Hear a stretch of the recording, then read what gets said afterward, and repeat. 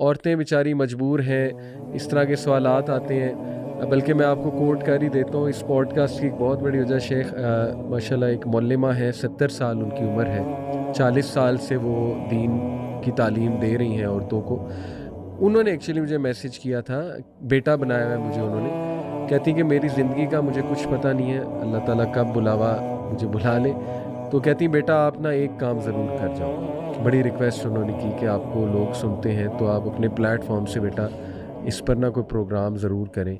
آپ مردوں کو سمجھائیں کہ عورتیں ہمارے پاس آتی ہیں ان کے پاس، اور عورتیں اپنے دکھ بھرے انسیڈنٹ سناتی ہیں کہ یہ عمل حرام ہے، اللہ کی لعنت ہے اس پہ. جو اس طرح سے اپروچ کرتا ہے، نبی صلی اللہ علیہ وسلم کی حدیث ہے، تو مرد نہیں مانتے.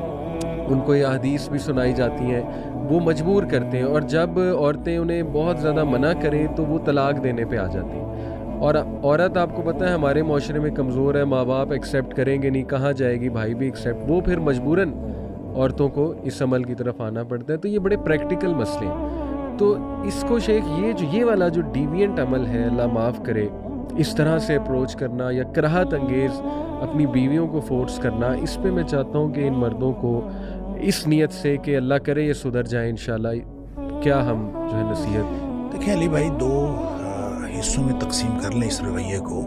اس میں کچھ چیزیں تو وہ ہیں جو حرام ہیں، جو شریعت نے حرام قرار دے دی ہیں اور کلیئر کٹ حرام ہیں. بالکل ٹھیک. اب اس کے بارے میں کوئی شخص کہے نہ کہے، کسی کی خواہش ہو نہ ہو، اس کے اوپر تو بات کرنا بھی درست نہیں ہے. وہ حرام ہے. جی. اب ظاہر ہے کہ اگر جس کو آپ اینل سیکس کہتے ہیں، یہ شریعت نے حرام قرار دیا، اور جو کرنے والا وہ لعنتی ہے، اور پھر جو شخص کرتا ہے اس کے بارے میں باقاعدہ سزا ہے. اچھا. اور اس کے اوپر بڑی جو اسکالرز کی ڈسکشن ہے کہ اس کو سزا کیا دی جائے گی، اور اس کے لیے سزا کے بارے میں بھی بعض لوگوں کا خیال یہ ہے کہ اگر کوئی شخص اپنی بیوی کے ساتھ اس طرح کی حرکت کرتا ہے تو اس کو پہلی دفعہ چھوڑ دیا جائے گا. اگر کوئی کمپلینٹ آ جاتی ہے تو اس کو پہلی دفعہ چھوڑ دیا جائے گا، لیکن اگر دوبارہ وہ حرکت کرتا ہے اس کو تعزیری سزا دی جائے گی.